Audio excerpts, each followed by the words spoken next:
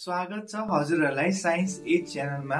आजको यस भिडियोमा हामी नासाको प्रसिद्ध अन्तरिक्ष यात्री सुनिता विलियम्सको इन्टरनेशनल स्पेस स्टेशनमा ट्राभलको विषयमा, उनको मिसनको उद्देश्य, रिटर्न हुनुमा भएको ढिलाइ, इन्टरनेशनल स्पेस स्टेशनको इम्पोर्टेन्स र लामो समयसम्म अन्तरिक्ष यात्रीहरू स्पेसमा रहनु पर्दाखेरि उनीहरूको हेल्थ र फिटनेस कसरी कायम राख्छन् भन्ने कुरामा हामी आजको यस भिडियोमा जान्नेछौँ र भिडियो एकदमै इन्ट्रेस्टिङ हुनेवाला छ र हजुरहरू यो भिडियोको अन्तसम्म रहनुहोला।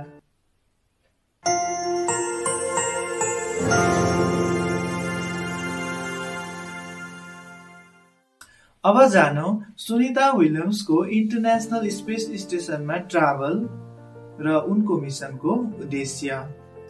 सुनिता विलियम्स र उनका सहकर्मी बिच बिलमोरले जुन 2024 मा इन्टरनेशनल स्पेस स्टेशनमा ट्राभल गरेका थिए।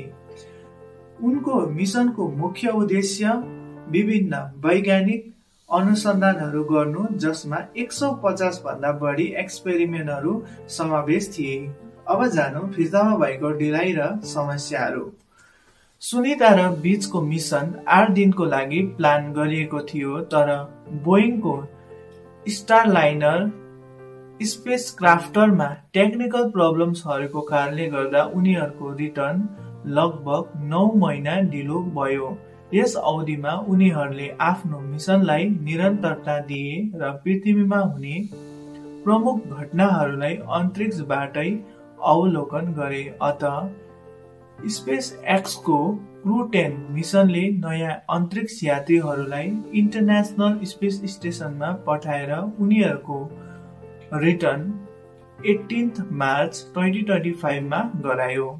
अब जानौं इन्टरनेशनल स्पेस स्टेशन र यसको महत्व। इन्टरनेशनल स्पेस स्टेशन विश्वका विभिन्न देशहरूको संयुक्त परियोजना हो। यो 1998 बाट सुरु भएर 2011 मा कम्प्लिट भएको थियो, जसले साइन्टिफिक एक्सपेरिमेन्ट्स, टेक्निकल टेस्ट र अन्तरिक्षमा मानव अस्तित्वको अध्ययनको लागि प्लेटफर्म प्रदान गर्दछ, जसले पृथ्वीको कक्षामा निरन्तर मानव उपस्थिति सुनिश्चित गर्दै आएको छ र भविष्यमा स्पेस एक्सप्लोरेसनको लागि फाउन्डेसन तयार गरेको छ। अब जानौं इन्टरनेशनल स्पेस स्टेशनका चुनौतीहरू। इन्टरनेशनल स्पेस स्टेशनमा यात्रीहरूले धेरै प्रकारको चुनौतीहरूको सामना गर्नुपर्छ, जसमा जीरो ग्राभिटीको कारणले गर्दा हड्डी र मांसपेशीहरू कमजोर हुन सक्छन्, जसले गर्दा यसको ओजन प्रति महिना लगभग 1% कम हुन सक्छ।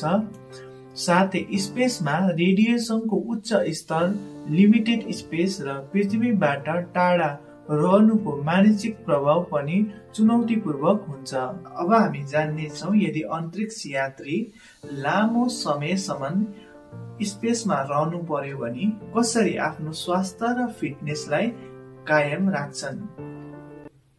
अन्तरिक्ष यात्रीहरूले आफ्नो स्वास्थ्य र फिटनेस कायम राख्न दैनिक रूपमा एक्सरसाइज गर्दछन्, जसमा टाइमिल दौड, स्थिर साइक्लिङ चलाउने र रेजिस्टेन्ट एक्सरसाइज समावेश छन्। यसले मांसपेशी र हड्डीको डिके रोक्न मद्दत गर्दछ, साथै उनीहरूको आहारमा पौष्टिक तत्त्वहरूको सन्तुलन राख्न र मानसिक स्वास्थ्यको लागि एन्टरटेनमेन्ट एक्टिभिटिज र पृथ्वीमा रहेका परिवारसँग सम्पर्कमा रहन प्रोत्साहित गरिन्छ। सुनिता विलियम्सको मिसन स्पेस एक्सप्लोरेसन चुनौती, धैर्य र समर्पणले एउटा एक्जाम्पल प्रस्तुत गरेको छ र उनीले 9 महिना गरेको एक्सपेरिमेन्टले पक्कै नै भविष्यमा मानव स्पेस एक्सप्लोरेसनलाई थप मद्दत पुर्याउनेछ। हजुरहरूलाई धेरै धेरै धन्यवाद यो भिडियोको अन्तसम्म रहनु भएको निम्ति। तपाईलाई यो भिडियो के कस्तो लाग्यो कमेन्टमा लेख्न नबिर्सनु होला र सुनिता विलियम्सको यो स्टोरी तपाईलाई कस्तो लाग्यो त्यो पनि तपाईले कमेन्टमा लेख्न सक्नुहुन्छ।